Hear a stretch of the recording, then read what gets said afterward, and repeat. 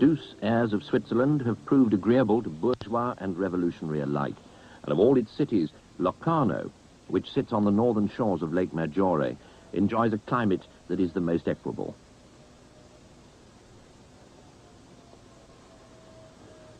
For the last 12 years, it has been the home of Erich Fromm, psychoanalyst and philosopher. 78 years old, Fromm left his native Germany for America with the advent of Hitler, and is the author of many books which dwell upon the human condition. The strict Freudianism of his earlier years was tempered by a feeling that there were external as well as internal currents. In a book called To Have or To Be, published this week, Fromm proposes that there are two styles people use to prove that they are themselves: to add themselves up in terms of what they possess, or to use themselves up in a process of being. Did the first option have disadvantages? Well, I would say at first, what I have I can lose. In other words, if my sense of identity is based on what I have, on my possessions, if I can say I am what I have, then the question arises, what am I if I lose what I have? Therefore, the sense of identity based on what I have is always threatened. A person is anxiously concerned of not to lose what he has, because he doesn't lose just what he has, he loses his sense of self. If I feel I am what I have and I have nothing anymore, then I am not. And that sense of identity, which is based on to be, is entirely different, because that can never be taken away from me except if I'm insane or in some peculiar circumstances. I feel, I see, I love, I am sad. All these human experiences, which can be expressed in verbs, are human activities which are not dependent, which cannot be lost or destroyed. And therefore, the person whose sense of identity is based on what he is, that is to say, on the expression of his inner faculties, potentialities in the world, or in that sense in what he does, but does not in an outward sense, he does not have the anxiety to lose himself because something may be taken away from him. He is really free from that danger.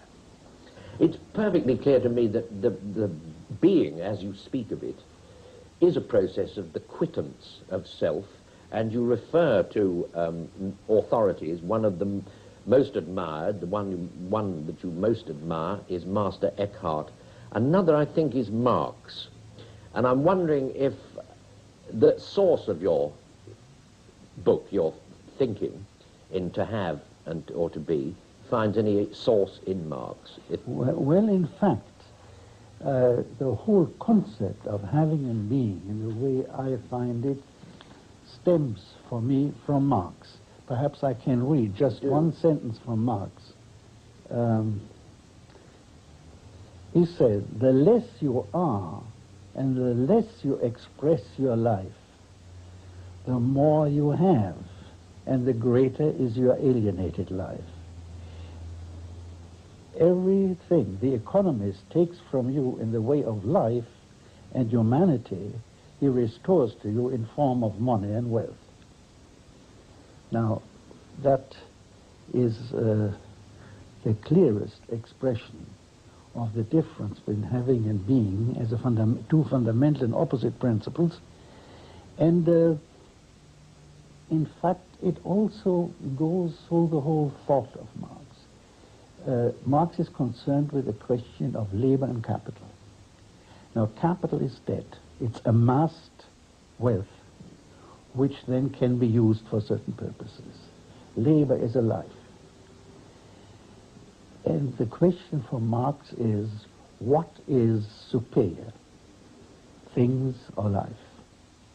And in his criticism of capitalism, I think between the line or lines of perhaps as a background, there is the question of life or things and the battle for life.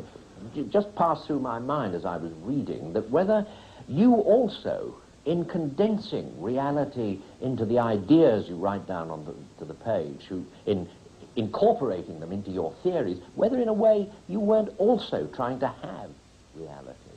This book I wrote, To Have or To Be, while I am writing it, I'm fully in it. When it's finished, it doesn't interest me anymore. I don't read it anymore. I'm occupied with new ideas. It bores me in the last analysis because it is not, I don't consider it, I don't feel about it. This is my book that I wrote. But so these are ideas which I once wrote down, and I'm not really interested anymore. I'm interested in things I'm thinking now, and also without really, it's making a great difference whether that's something to be published or not to be published.